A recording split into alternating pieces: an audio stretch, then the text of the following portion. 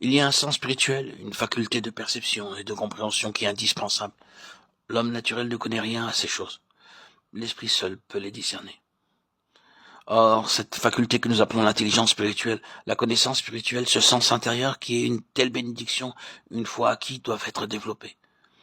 Et c'est ce développement qui donnera à notre connaissance personnelle de Christ un caractère d'intimité qu'elle n'aurait pas autrement. Chaque expérience sur ce chemin nous plonge dans un abîme nouveau qui est chaque fois un peu plus profond et qui nous oblige chaque fois au même aveu d'impuissance. N'ayant pas en nous-mêmes les ressources qui sont nécessaires pour triompher de la situation, nous apprenons dans la détresse que Christ a justement ce qui nous manque. Nous le prenons de sa main, et c'est ainsi que chaque extrémité est pour nous une occasion de croissance, de par la nécessité que nous sommes de recevoir de Christ quelque chose de plus. Cette discipline, ce divin exercice peut produire deux choses, la croissance ou l'endurcissement. Les 40 ans dans le désert furent pour Israël 40 années d'exercice spirituel. Vos pères me tentèrent pour m'éprouver.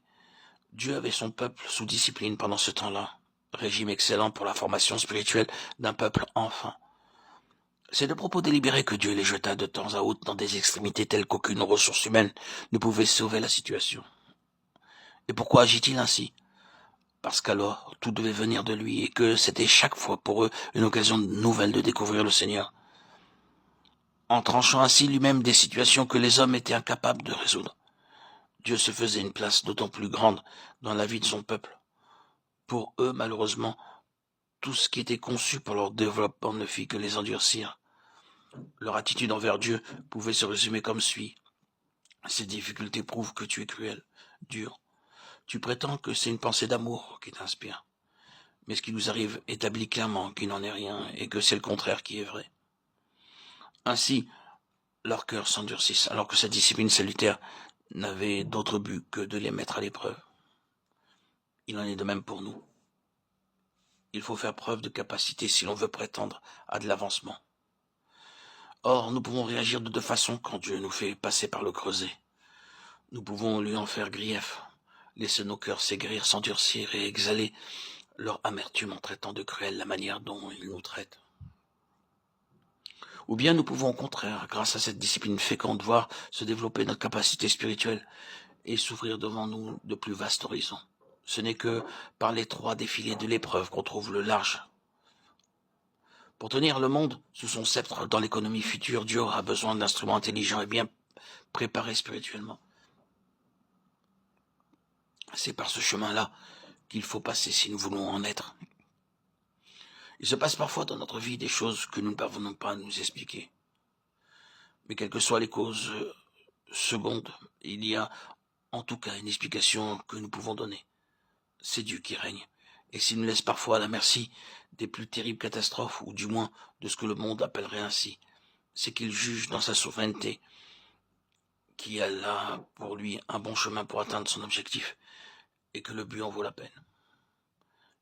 Il peut nous sembler à nous qu'il va à l'encontre de ses propres intérêts et que l'honneur même de son nom va en être terni.